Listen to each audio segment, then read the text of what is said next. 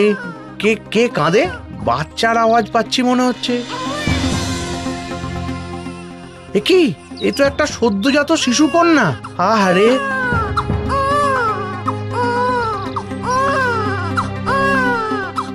এমন সুন্দর শিশুকে যে ফেলে যায় সে যে কত কঠিন।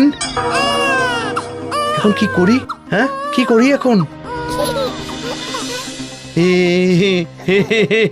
ওরে বাবারে, ওলে বাবালি। আচ্ছা আচ্ছা, চল চল চল চল, তুই আজ থেকে আমার মেয়ে হয়ে আমার ঘর আলো করে থাকবি। চল চল চল।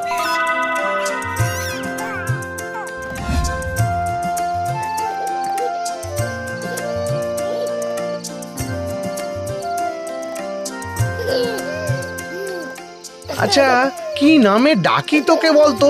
তুই যে সকল মেয়ের সেরা, মনোরমা।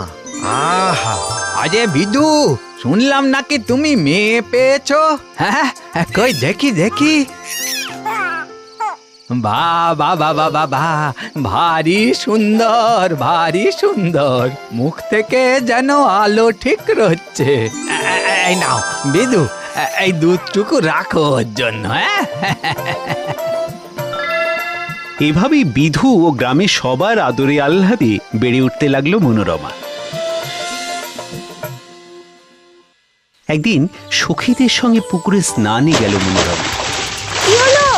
এই মনোরমা, আয় রে। আরে আমি বলছি তো, তোকে আমি সাঁতার শিখিয়ে দেবো, আয় না। না না সখী, আমার ভয় করে। তুই আমায় জল এনে দে, আমি ঘাটে বসেই স্নান করি। আচ্ছা, গ্রামের মেয়ে হয়ে তুই ঘাটে বসে স্নান করবি? চল চল বলছি, চল চল চল চল চল। আহা, ভারী সুন্দর নাম তো, মনোরমা।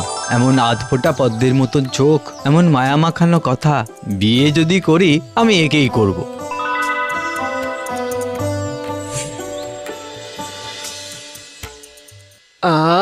কিছুই তো খেলি না বাবা। না মা, আমার ভালো লাগছে না। তা হ্যাঁ গো, ছেলে যখন বলছে ভালো লেগেছে, একবার কথা বলেই দেখো না। আচ্ছা, তোর জন্যে তো এত মেয়ের খবর আসছে, তাদের মধ্যে কাউকে? না বাবা, আমি ওকে ছাড়া কাউকে বিয়ে করব না।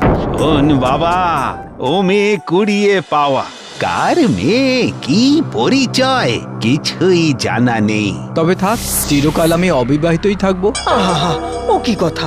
এই, তুমি এখনই যাও তো কথা বলতে। যাও যাও। সুকোমলের বাবা বিধুর সাথে গিয়ে দেখা করলেন, জানালেন ছেলের ইচ্ছের কথা। আরে, এ তো আমার পরম সৌভাগ্য। এমন সুন্দর চেহারা। ছেলের আমার বিদ্যা বুদ্ধিও যথেষ্ট। আপনারা উচ্চ বংশ, আর্থিকভাবেও সচ্ছল। বাপ হয়ে মেয়ের জন্য এমন পাত্রই তো আশা করব। বেশ বেশ, ফাল্গুন মাসের শেষ সপ্তাহে একটি শুভ দিন আছে। আমার কোনো আপত্তি নেই। 4 হাত এক করে দিতে পারলেই আমার শান্তি। কিন্তু হায়, মানুষেরা কত সময় করে, আশা করে আনন্দের আয়োজন করে, আর অকস্মাৎ বিপদ এসে তাদের দুঃখের সাগরে ভাসিয়ে দেয়। একদিন মনোরমা সঙ্গীদের সঙ্গে আমোদ প্রমোদে মত্ত। সখী, কি হচ্ছে কি? দে দে শিগগির দে বলছি। আহা গো, আমাদের মনোরমা যে লজ্জা একেবারে লাল হয়ে উঠেছে রে। এই যে, এই ছবি আমার কাছেই থাক। দে দে বলছি আমাকে। দাঁড়া সখী, সখী।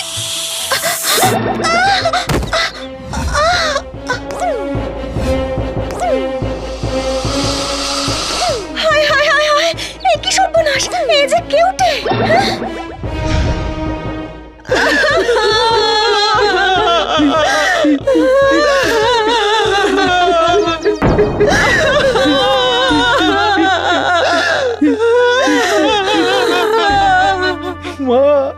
মারে, চলেই যখন যাবি তখন কেন এলি?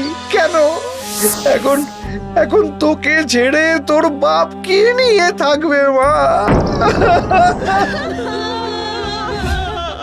না না না, এ হতে পারে না, কিছুতেই না। হঠাৎ সুকোমলের চোখ গেল একটি লাঠির উপর। তৎক্ষণাৎ ও সেই লাঠি নিয়ে ক্ষিপ্র গতিতে বেরিয়ে গেল। আমার মনোরমাকে যে কষ্ট দিয়েছে, কেড়ে নিয়েছে, তার বংশ আমি উচ্ছেদ করে ছাড়বো। সর্পজাতির আর রক্ষে নেই। আমি যদি সত্যি ভালোবেসে থাকি তাহলে এর বিধান আমি করেই ছাড়বো।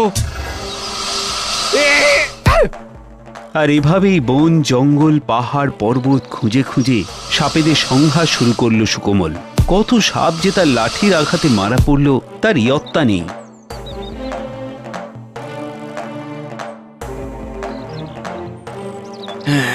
রক্ষা করো বাবা ঠাকুর, আমি তো তোমার কোনো অনিষ্ট করিনি, তবে কেন বিনা অপরাধে আমার প্রাণ নিতে চাইছো তুমি?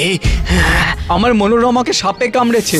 আমার হাতের এই লাঠি তোমাদের সর্পজাতিকে ধ্বংস করে দেবে। এই মানুষ, আমরা ডুন্ডুব সাপ, আমরা কোনো দিন কারোর প্রতি কোনো হিংসা করিনি, কাউকে কামড়াই না। যারা কামড়ায় তারা অন্য সাপ, অন্যেরা কামড়ায়, আর তাদের সাজা আমরা পাই। কিন্তু তুমি কে? মানুষের মতন কথা বলছো কি করে? পূর্বজন্মে আমি এক ব্রাহ্মণের অভিশাপে সাপ হয়েছি। তাই? তাহলে তোমার এই সাপ জীবন থেকে তুমি মুক্তি পাবে কি করে? মানে আদৌ কি মুক্তি সম্ভব? সম্ভব, তবে তার জন্য তোমার মতো মানুষকে আমার দরকার। সেটা কিরকম? দেখো, তুমি তোমার মনোরমার জীবন ফেরাতে চাও তো? হ্যাঁ, চাই তো, একান্ত ভাবেই চাই। তাহলে তোমাকে দেবলোকে যেতে হবে। সেখানে গিয়ে তুমি তোমার মনোরমার প্রাণ ভিক্ষা চাইবে। কিন্তু জীবিত মানুষ হয়ে আমি সেখানে কিভাবে যাব? সে পথ দেখাবো আমি। আর যদি সত্যি আমার দেখানো পথে তোমার মনোরমার প্রাণ বাঁচে, তাহলে আমিও মুক্তি পাবো। কিভাবে? অভিশাপ দেওয়ার পরে আমি যখন ক্ষমা চেয়েছিলাম, তখন সেই ব্রাহ্মণ আমায় বলেছিলেন, যদি আমি কোনো মানুষের জীবন বাঁচানোর কাজে বিন্দু মাত্র সাহায্য করতে পারি, তাহলে আবার মনুষ্য রূপ লাভ করতে পারবো। বেশ, তুমি আমায় পথ দেখাও। এসো আমার সঙ্গে, এসো।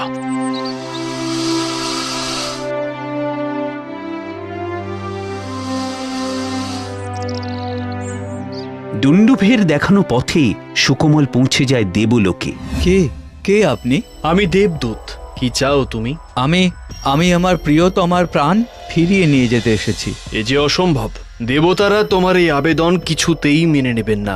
আমি দেবতাদের কাছে নিজের মুখে আমার কথা জানাতে চাই। তুমি এখানেই অপেক্ষা করো, আমি আসছি।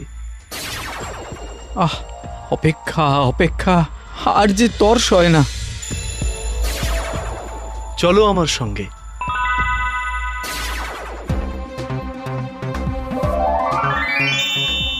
প্রণাম। দেখো বৎস, তুমি যা চাইছো তা আমি কিছুতেই দিতে পারি না। কেন? মানুষ একবার মারা গেলে আর তাকে ফেরানো যায় না। কিন্তু আমি যদি ভক্তি ভরে তোমাদের পুজো করে থাকি, যদি সসম্মানে গুরুজনদের সেবা করে থাকি, তাহলে আমার মনোরমা যেন বেঁচে ওঠে। পৃথিবীতে যারা সৎ মানুষ তারা তাই করেন। বেশ, আমি আমার জীবনে যত পুণ্য করেছি সেই পুণ্যের জোরেই আমার মনোরমা বেঁচে উঠুক। তোমার পুণ্য ফলেই তুমি এই দেবলোকে এসেছো বৎস। তবে কি আমার মনোরমাকে বাঁচিয়ে তোলার আর কোনো পথ নেই? একটাই পথ আছে। বেশ, বলুন তবে, আমি যে কোনো পথেই যেতে রাজি। তুমি যদি তোমার অর্ধেক আয়ু মনোরমাকে দান করতে পারো, তাহলে সেই পরিমাণ সময়ের জন্য আবার সে তোমার কাছে আসতে পারে। বেশ, আমি আমার অর্ধেক আয়ু আমার মনোরমাকে দিলাম, সে আবার বেঁচে উঠুক। বেশ, তবে তাই হোক।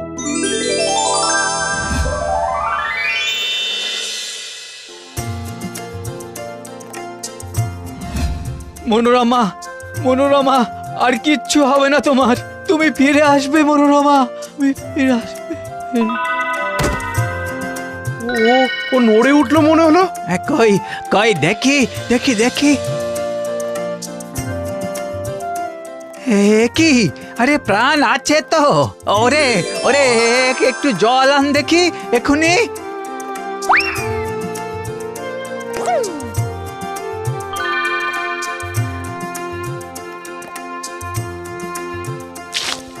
বাবা, আমার কি হয়েছে? আমি কোথায়? এই তো মা, এই তো আমার কাছে। ওরে তোরা সুকমলকে দেখ।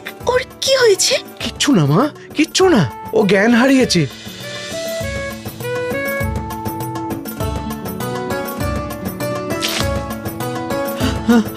মনোরমা, মনোরমা, বাবা সুকমল, তুমি আর ভেবো না, মনোরমা বেঁচে আছে। সুকমল, মনোরমা।